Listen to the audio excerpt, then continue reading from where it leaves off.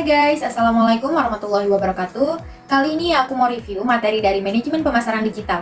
Sebelumnya kenalin, nama aku Dwi Purwanti dari Prodi Manajemen Universitas Teknokrat Indonesia. Jadi di video ini aku akan bahas mengenai strategi pemasaran digital.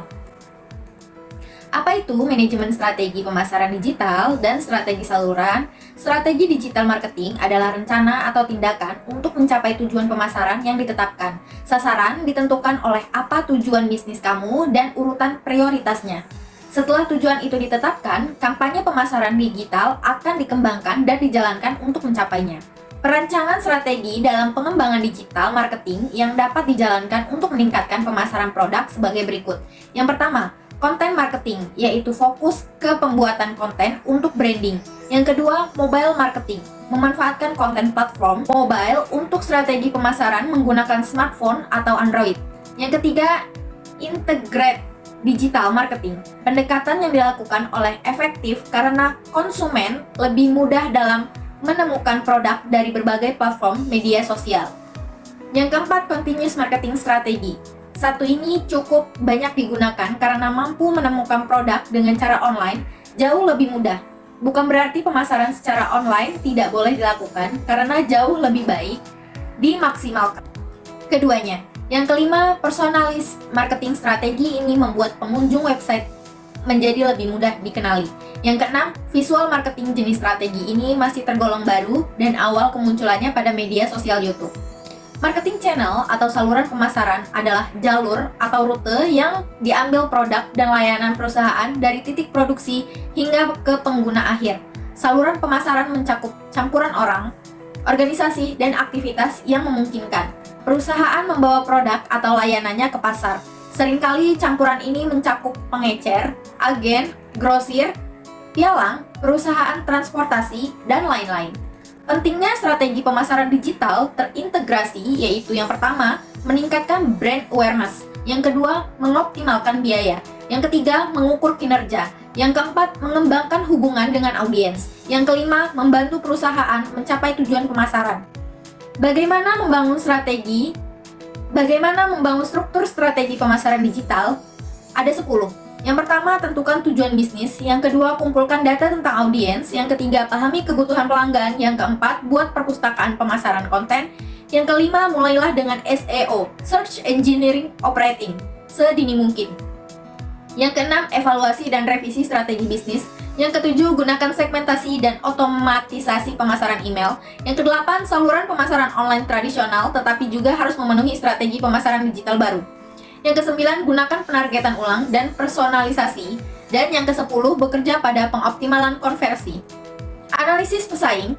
Yang pertama, membuat daftar pesaing. Pesaing langsung menyediakan produk atau layanan serupa untuk target pasar yang mirip, dan pesaing tidak langsung menyediakan produk atau layanan yang berbeda, meskipun termasuk dalam kategori yang sama dengan perusahaan kepada target pasar yang serupa. Yang kedua, identifikasi target pasar.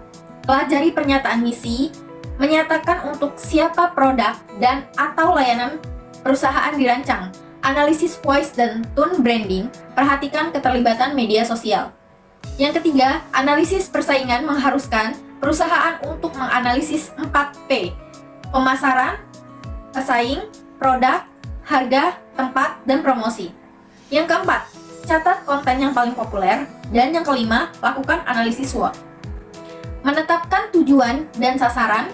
Menetapkan tujuan yang selaras dengan visi perusahaan memungkinkan pengambilan keputusan yang tepat dalam merumuskan sasaran yang relevan. Di sisi lain, dalam lingkungan organisasi, keselarasan antara tujuan dan keteraturan sasaran menjadi fondasi bagi kesuksesan mencapai hasil yang diharapkan. Perumusan strategi. Beberapa langkah yang perlu dilakukan perusahaan dalam merumuskan strategi yaitu yang pertama, mengidentifikasi lingkungan yang akan dimasuki oleh perusahaan di masa depan dan menentukan misi perusahaan untuk mencapai visi yang cita-citakan dalam lingkungan tersebut. Yang kedua, melakukan analisis lingkungan internal dan eksternal untuk mengukur kekuatan dan kelemahan serta peluang dan ancaman yang akan dihadapi oleh perusahaan dalam menjalankan misinya. Yang ketiga, merumuskan fokus-fokus ukuran keberhasilan atau Key Success Factor dari strategi-strategi yang dirancang berdasarkan analisis sebelumnya. Yang keempat, menentukan tujuan dan target terukur, mengevaluasi berbagai alternatif strategi dengan mempertimbangkan sumber daya yang dimiliki dan kondisi eksternal yang dihadapi.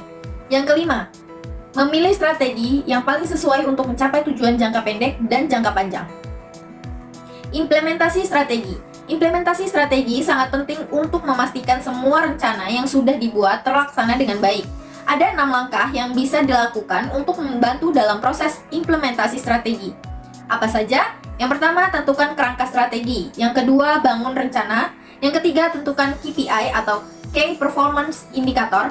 Yang keempat, tetapkan ritme strategi. Yang kelima, terapkan pelaporan strategi. Dan yang keenam, hubungan kinerja ke strategi.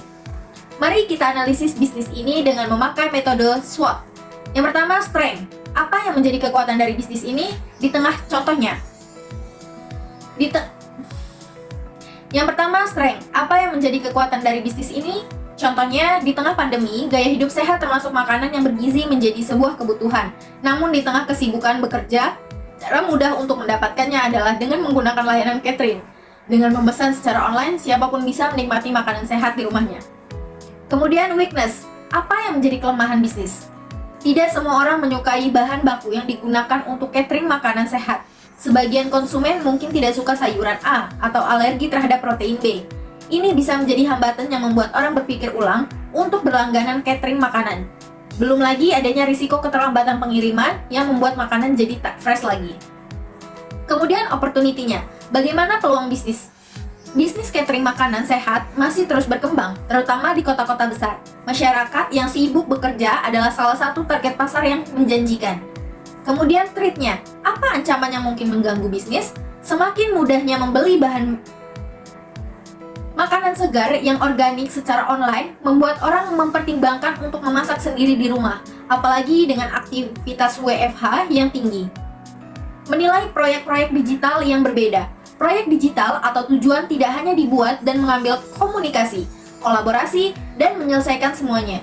Perencanaan dan pelaksanaan semua ini adalah apa yang dapat digambarkan sebagai manajemen proyek digital. Seperti manajer proyek tradisional, manajer proyek digital bertanggung jawab untuk memastikan bahwa semua yang diperlukan produktif proyek diselesaikan dan disampaikan dalam jadwal dan anggaran. Manajer proyek digital memastikan semua elemen proyek berjalan dengan lancar di seluruh siklus hidup proyek. Ini termasuk proses berjalan sepanjang siklus hidup proyek dan dapat mencakup banyak kegiatan. Oke, semoga pembahasan aku mengenai strategi pemasaran digital bisa dimengerti ya.